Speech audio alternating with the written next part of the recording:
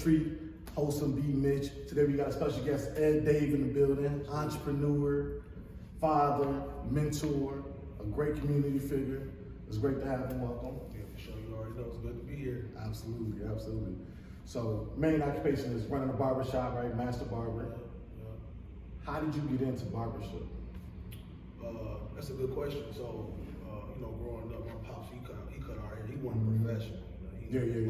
It's the hood barber. He was the hood barber. So, we, on the porch, kicking it. Shout out to my cousin B. Cole out there, Privilege Barber Lounge. He a big reason why we started cutting hair. You know what I'm saying? So you started cutting hair well before you became licensed? Yeah, well before I became licensed. Yeah, I was cutting illegal for about 5-6 years, for real. You know what I'm saying? Yeah. But, I went to barber school, young knucklehead. Right. Got kicked out from, had to go back and finish. You know what I'm saying? So, You got to put out of barber school, that's crazy. yeah, you put out of barber school. Barber school tough, man. Yeah. Ask a lot of barbers, man. Barber school tough, man. Yeah. But it teaches you how to be professional. Right. How to manage your money. Right. Good location to put your barber shop. Yeah. It teaches you everything about outside not cutting hair. It's really the business part. Right, so that's the main thing of barber school, teach you how to run the business of a barber shop. Yeah, that's the main reason. But there's a couple barber schools here that that kind of lacking that. So I try to tell barbers exactly what barber school to go to get that good. Yeah. Get that good push that they need and stuff like that. Right. So, yeah. Going back to what you said, so you watched your dad growing up cutting hair. What was that like seeing a figure doing something that you're doing now? I mean, what was it like as a kid seeing it? It meant a lot to me because my pops, he really didn't charge nobody for no haircut. You feel what I'm saying? So he kind of cut the whole hood for nothing. You know what I'm saying? So that part right there, as you get older, you start to understand how critical and how much of a value it is for a person to do that for you. Right. You know what I'm saying? So that kind of caught my eye as I started to get older. Like my dad would even charge the kids in the neighborhood for it. Yeah. So me and B. Cole, we kind of like went that direction. Right. You know what I'm saying? Not even for no money stuff. We just seeing it, Right. Just being around the community. And Yeah, stuff for sure. That. So yeah. So I mean, so tell me about the importance, like when you was even growing up, back in the 90s, the importance of you want to have a haircut. What's the importance of it? Everybody can't get it. So the importance about a haircut is just being clean. Basically, just getting yourself together, feeling good, looking good. You know what I'm saying? And I think that's really important for young black men. Right. Is to look all right. I'm not a fan of dreads. Yeah. I'm not a fan of none of that stuff. I tell kids all day, cut your hair. Get it clean. Get it cleaned up, and I ain't biased about what type of hairstyle, but I just feel like as a black man, I think it should be nice and clean and cut. Right. You know what I'm saying? So No, I definitely agree with that. I definitely agree that being clean cut gives a different presentation. Yeah, for sure. And I think and then dealing with the police. That's what I was just gonna say. I was just saying when you're a black man, you in a city and you interacting with the police or different people in general, they got this these misconceptions about you out the gate. And they're gonna look at you, they're gonna judge you. And you want to be presentable in a certain way. You don't want problems for no reason. Yeah, you don't wanna how can I say this? You don't wanna,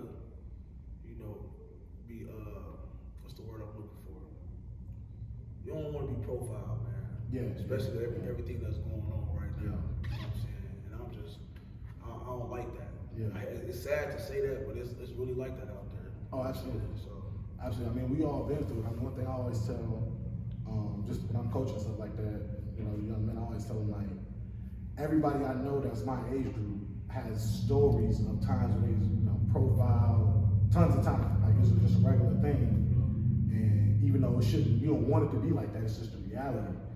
It's like all black men have a story like that, multiple probably. For sure. It's just our next. We want to try to avoid the situations as best possible because you don't know how it's going to turn out. You never know.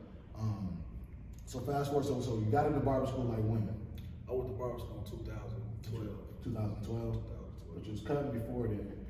Did you know from the gate you wanted to open up a shop, or how did you know? Did you always have that entrepreneur mindset? How did you get into that part of it? Oh man, it's funny because shout out to my boy Will Dinga.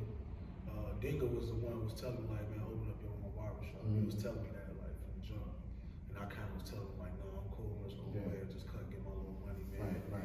Hustle on the side. Yeah. I was one of them dudes. Yeah. You know what I'm saying? So, you know, as time went on, you know what I'm saying, I was working up under these barbers. Shout out to John Neal. He was a headliner on Broadway across the street from Shiloh Temple.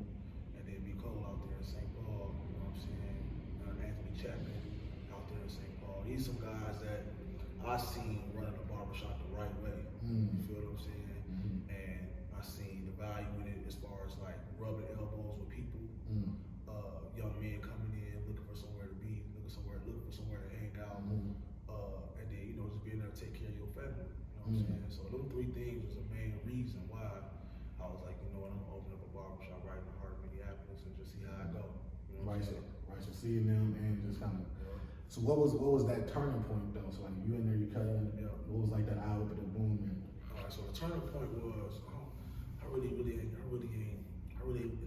have no turning point. It was just like boom, it's time. Yeah. It just came like it's time. Go ahead, get on your own. You know what I'm saying? Because when I was working up under B. Cole, you know what I'm saying, I was just watching him for a few years, watching how he operated, you know, and I kind of took that in, and then I put it into my own barbershop. I kind of put my own twist on my barbershop, and you know what I'm saying. But as far as being professional, I kind of took that from him. You feel what I'm saying? So, but you know, I opened up my own shop, and then you know, I put my own style into my shop. Right. So I ain't jack nobody's style. Everything in my shop is original. You know what I'm saying? Straight from the dirt. You know what I'm saying? Yeah. So that mixed in with just being who I am and being myself and just being a trendsetter. You know what I'm saying? I mixed that in with being professional. I mixed that in with a new style. It just all turned out perfect. Right.